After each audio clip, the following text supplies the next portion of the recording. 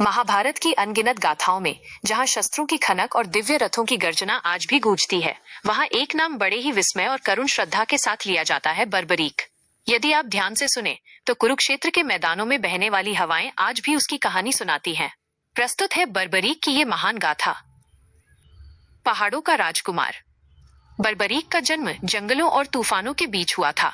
उनके पिता महाबली भीम के पुत्र मायावी घटोत्कच थे और उनकी माता नागकन्या मौरवी थी।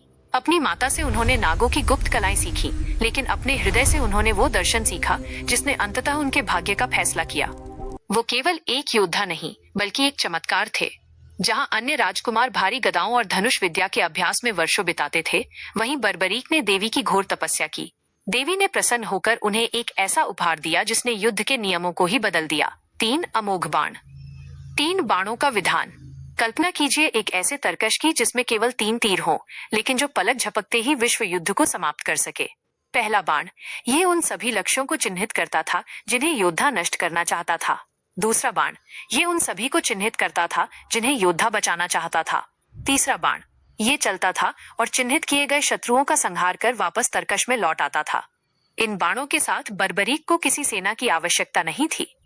वह स्वयं ही एक सेना थे। हारे का सहारा, वो प्रतिज्ञा। जब कुरुक्षेत्र का महायुद्ध निकट आया तो बर्बरीक ने अपनी माता को एक वचन दिया। एक कोमल हृदय से निकला हुआ एक सरल लेकिन अडिग संकल्प। मैं उस पक्ष की ओर से लड़ूंगा जो हार रहा होगा। वे अपने नीले घोड़े पर सवार होकर अपने 3 बाणों के साथ भारतवर्ष का भाग्य तय करने निकल पड़े।